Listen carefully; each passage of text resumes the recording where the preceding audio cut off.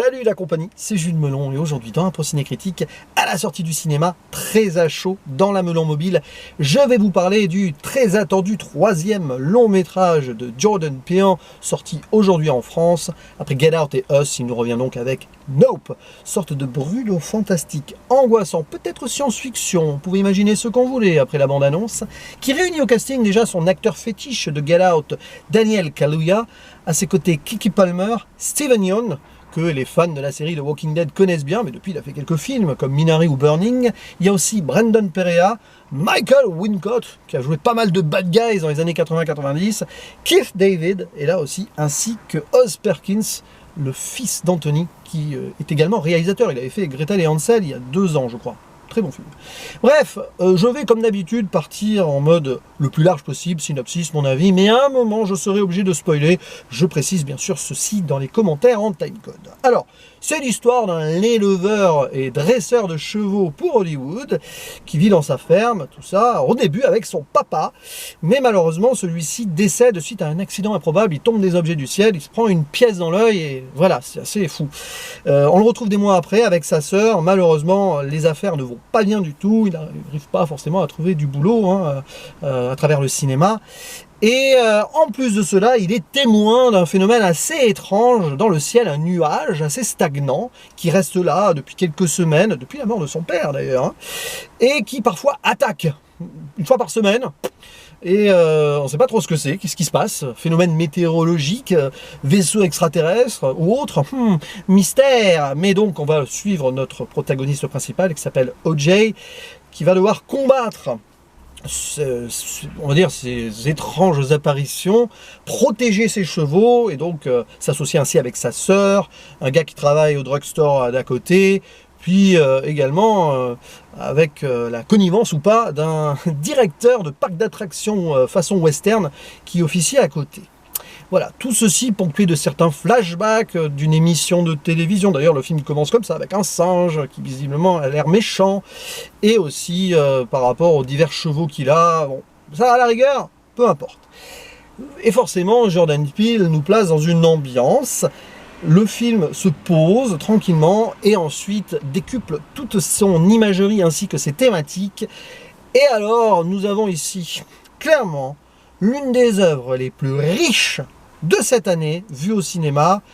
Je pense que c'est un des métrages qui va me rester en tête de plus longtemps et que j'aurai le plus envie de revoir très vite, tant il y a des choses à dire dessus.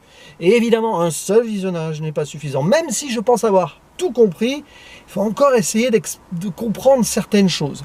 À la rigueur, peu importe que vous ayez saisi toutes les subtilités ou non, c'est quand même ici une œuvre de cinéma pur qui s'installe donc dans sa mise en scène et dans sa montée en puissance. Et surtout, c'est un film sur le cinéma, sur le spectacle, sur le simulacre de celui-ci.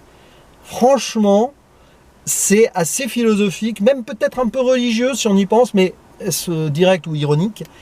Et donc ça questionne l'humain face à certains phénomènes et à cette avidité que nous pouvons avoir face donc à ceci, à vouloir à tout prix filmer, mettre ceci donc en façon en show, spectacle. Et évidemment, ce qui se passe dans le film, on a l'impression que c'est une sorte de punition. Mais de toute façon, dès le début, vous avez donc avant cette image de singe bizarre sur un plateau télé, un verset de la Bible qui apparaît, c'est Naoum, je sais pas trop quoi, alors c'est pas le plus connu, mais il y a le mot spectacle dedans, clairement.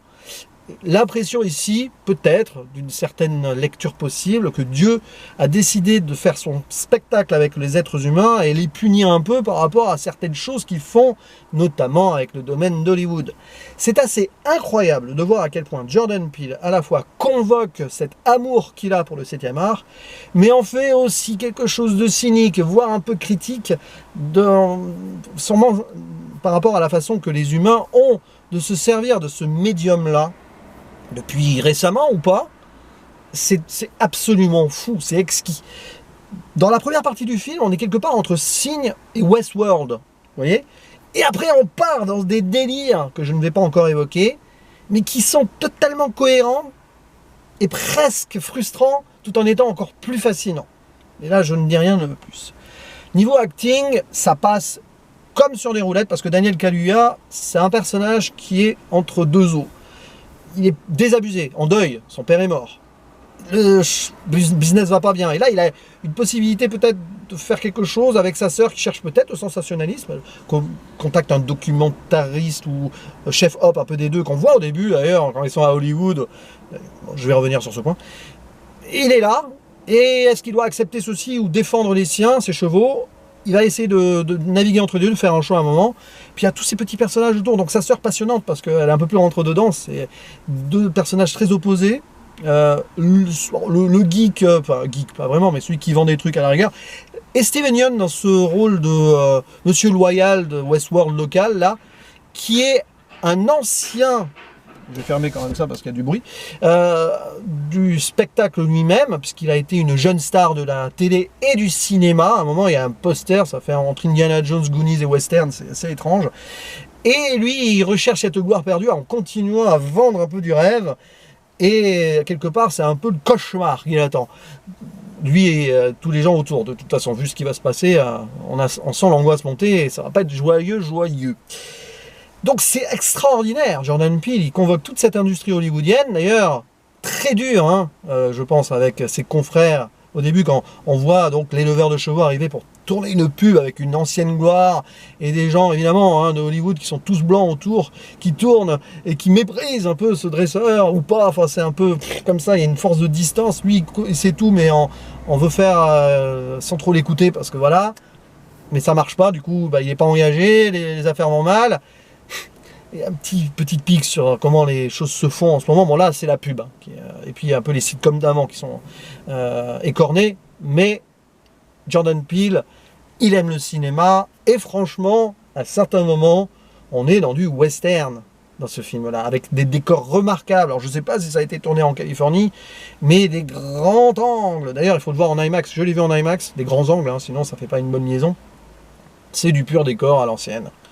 Ça respire, c'est beau, c'est tendu à la fois. Il y a des moments, mais avec des plans séquences, avec la caméra qui suit, on voit tout le paysage se déployer. Il y a un jeu là-dessus, parce que le nuage vient du ciel, mais il y a tous les alentours, avec les personnages qui sont vraiment un peu isolés, petits au milieu de tout cela, mais qui prennent possession des lieux aussi.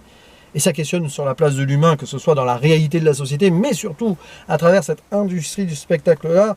Simulacre et simulation, hein. Baudrillard, on pourrait même parler aussi, je crois que c'est Guy Debord qui avait abordé ça dans un bouquin que je n'ai pas lu, mais je pense qu'il y a des recherches à faire là-dessus et que Jordan Peele connaît un petit peu ces œuvres-là. Voilà, vous pourrez préciser ceci dans les commentaires. Et donc voilà, il se passe beaucoup de choses, la photographie est à tomber aussi, en plus il y a un chef-op dans le film qui à un moment cherche, j'en dis pas plus, hein, le plan parfait, tout, la lumière... Voilà. C'est une déclaration d'amour pour le cinéma, tout en remettant en question cette façon de faire du spectacle et de l'art. Et du coup, je vais arriver sur la zone spoiler pour évoquer la menace. Je n'ai rien dit dessus, hein, donc arrêtez ici si vous voulez voir le film sans trop en savoir, et revenez à la fin du timecode qui est en dessous en description. Attention, spoiler donc, cette créature, est-ce qu'elle est extraterrestre? Probablement. En tout cas, c'est un animal. Un animal qui, en fait, attaque toutes les semaines pour se nourrir. Une sorte de, je sais pas moi, de tête de champignon, si vous voulez, corollaire, parapluie, qui va aspirer tout ce qui se passe, pour après recracher des choses, digérer avec une pluie de sang. À un moment, il y a une scène sur la maison, là. Oh, là, on est dans l'horreur. Mais c'est terrible. Et donc, il s'agit d'un prédateur alpha qui est là, on ne sait pas pourquoi.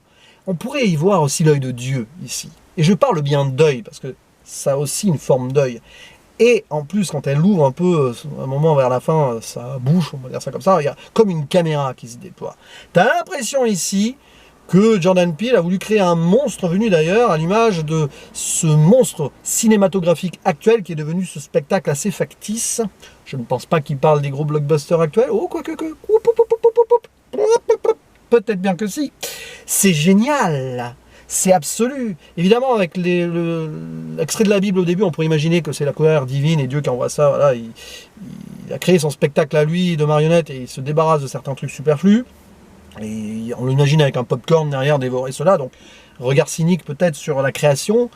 la création, le spectacle, voilà, ce qui est vrai ou pas. Et t'as le personnage principal au milieu de tout ça, à un moment, il comprend qu'il faut pas regarder. Parce que la créature, si tu la regardes, elle t'aspire. Si tu la regardes pas et que tu baisses les yeux, c'est clairement quelque chose lié à Dieu.